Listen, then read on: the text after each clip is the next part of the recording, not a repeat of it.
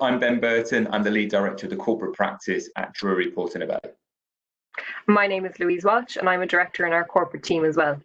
Today, we wanted to talk to you about how communications has changed during coronavirus. We wanted to take you through how we've been working with our clients, in particular with senior leadership, how their engagement is changing with employees and staff, and finally, things we can learn and take forward in terms of our communications activity and how we work and think about our corporate reputation. Ben, I might first ask you, how have we seen clients adapting their communications during the COVID-19 pandemic? I think it's been a massive change, Louise, for all of our clients across different sectors, different industries, and how they've been operating. But communications really has come to the fore, I think, for all of our clients. The comms teams are very much now part of those senior leadership and the operational conversations every day to say, how do we make sure that first and foremost, we're communicating effectively with our teams? Obviously, many of them working remotely or working in different fashions now, but that internal comms and subsequently employee engagement piece is absolutely paramount for all of our clients at the moment. But also making sure, how do we use traditional media as well? How do we communicate with them and make sure we're using that as a channel to reach out to audiences? Own channels like websites have also become really important, particularly for a customer-facing business, of how do you make sure that those customers can find up-to-date information on the website and of course on their social channels as well of doing that. And also not neglecting some of the traditional audiences, particularly stakeholders, including political stakeholders. Those kind of audiences, those individuals still need to know, what is your company doing? How are you adapting? What are you changing? And how are you getting through the pandemic at the moment? So again, communications, I think, has just started to take up a much larger percentage of people's time, and they're putting a lot more focus on it and realizing how important it is to communicate effectively during a challenge such as this. And I think that's true in particular if we look at our politicians, and we've seen very good and bad examples there. But I think likewise, if I think of senior business leaders in Ireland and further afield, we've seen some really good examples and some really bad examples in terms of how people are responding. What type of new pressures do you think that communications during this pandemic is putting on senior leadership? I think in some cases you see senior leaders who are used to maybe communicating in a very rigid, structured way. So particularly those at listed businesses where they have those quarterly milestones, they have their AGM, there is a structure to it. And there's nothing wrong with liking that structure and working to that structure.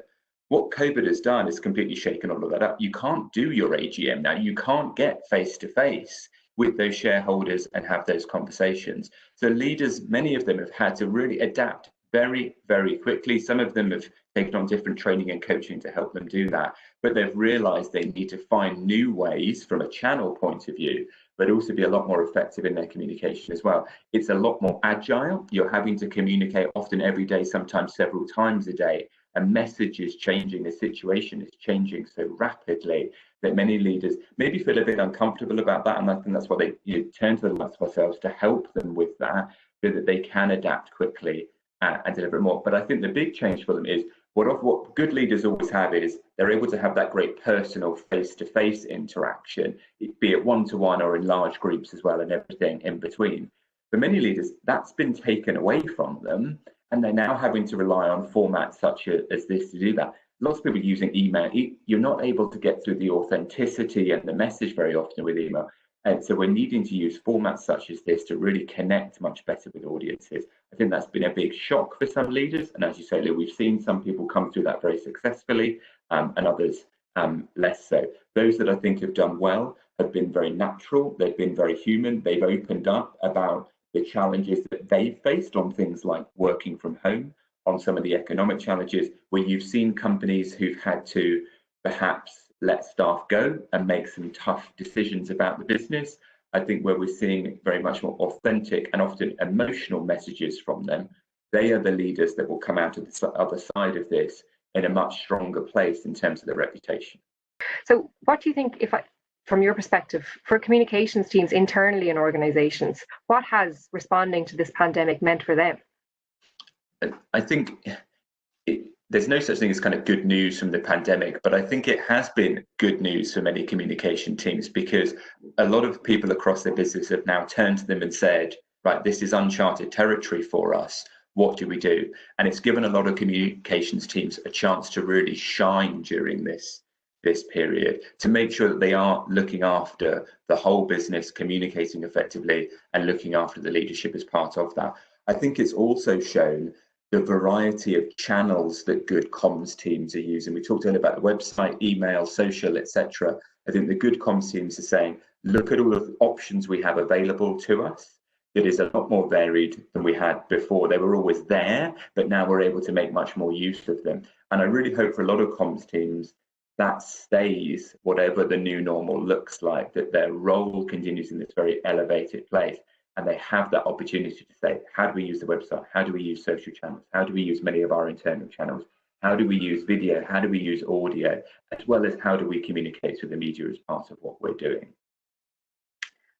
Again, just kind of thinking back to what you've said there about all of the different channels organizations are using in terms of communicating with customers, but in particular about in communicating with staff, because as we've discussed with a lot of different organizations, nobody really plans on being full-time in an office environment anymore, not from a need and not from a want point of view. So I suppose, how would we kind of think and talk about in terms of how our communications and their teams are engaging and communicating regularly with staff, but more importantly, and I think this is a huge challenge as we look forward, keeping that culture alive, because it's so much more difficult to do virtually. I think we're going to be living in this virtual world for the foreseeable future, but there's a few things that companies will need to do as part of it. There's even more communicating, so you'll need to see more of those video conference calls, more communication done that way.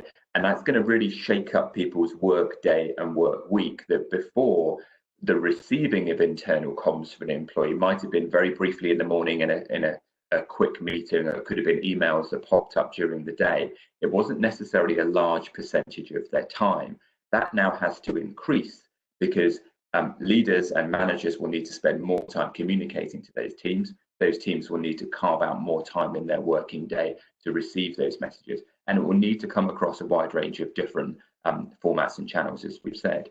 We won't be able to get rid of that need for human interaction. So lots of leaders, lots of managers will clearly have to pick up the phone a lot more and have those conversations.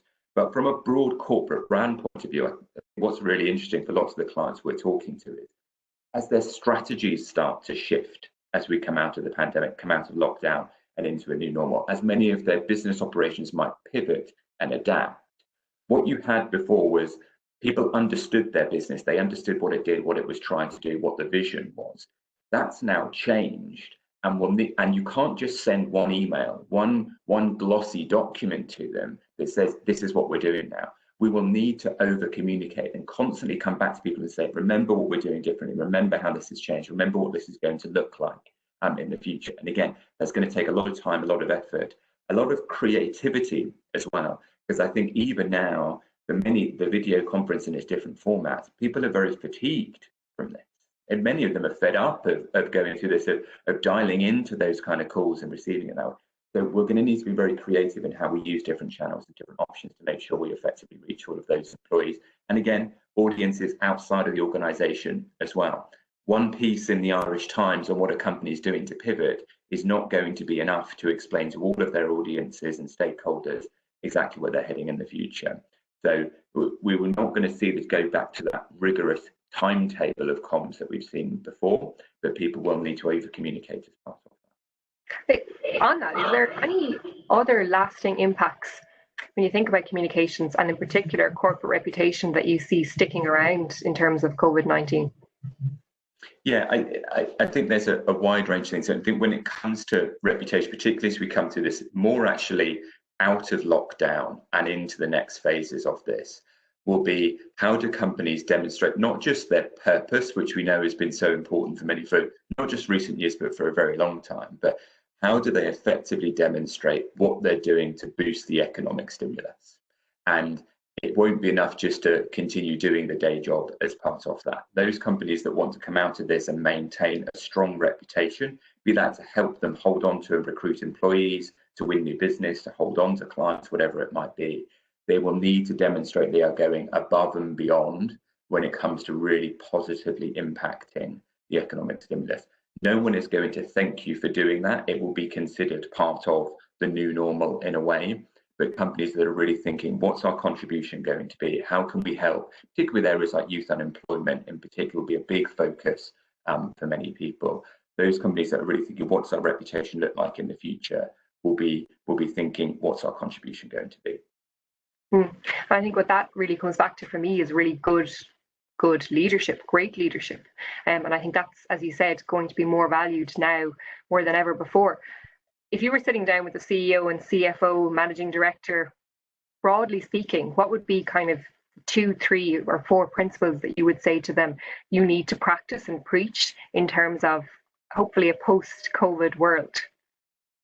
I think it comes back to what we said. So if you make sure we're doing the economic stimulus piece right, it's then what I think we'd probably call to many clients about over communication. So don't think of the normal calendars, the normal structures you used to work to.